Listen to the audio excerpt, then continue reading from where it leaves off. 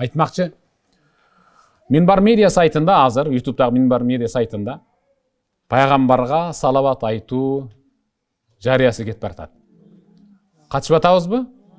Коркпой катыша бериңиздер. Мен 5 миллион айтып койсом, мына кошуна 5 миллион айтып койсо, кимиңиз барат экенбиз деп кыжырат болбогула. Барыңар барасыңар иншалла. Макулбу, бирок болгону салават айтыш керек. Кече мага бирөө мынеке сиз жөнүндө ушинтип ар ким ушундай ар кандай сүйлөп атат. Ушуга бир жооп берип койбойсузбу деди. Азыр адамдар эки аяк менен эмес, тил менен басып калган доор. Тили менен басат. Өздөрү пайгамбарга салават айта албайт. Же өзгөлөрдү пайгамбарга салават айтууга кызыктырып дем де бере албайт. Же салаватка же пайгамбарга чакыра албай, анан жарыя чыккандан кийин ушинтип айтса боло беле. Анан аны айткандан кийин умрага ошонун аркасынан барса боло беле деген ар кандай бир ушагайың жөө сөз келди да. Өзүмдү капа кылгым келген жок, уккан да жокмун. Эмне деп турсам ушундай мааниде айтыптыр деди. Эгерде силердин баягы WhatsApp группаңарга ошондой келип калса, бирөөлөргө таркатпай өчүрүп эле койгула. Анткени мен силерди жаман ишке буйруган жокмун.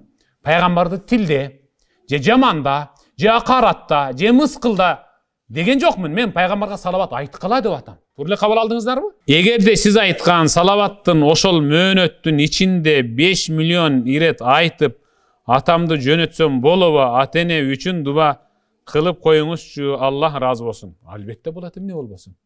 Албетте болот. Бирөөсүн гана жөнөтөбүз да. Ата-энем депсиз, анан кийин оба дегенде анан экөөнөн кошуп койбоң. Бирөөсүн жөнөтөбүз. 10 миллион жазсаңыз, анда экөөсүн жөнөтөбүз иншалла. Келиштик. Айтың. Жарыя болгон салаватка даарат керекпи деп сурап жатышат. Жакшы суроо. Салаватка даарат шарт эмес. Аялдар 3 күндөн 10 күнгө чейин себептүү болуп калганда да салават айтыла берет.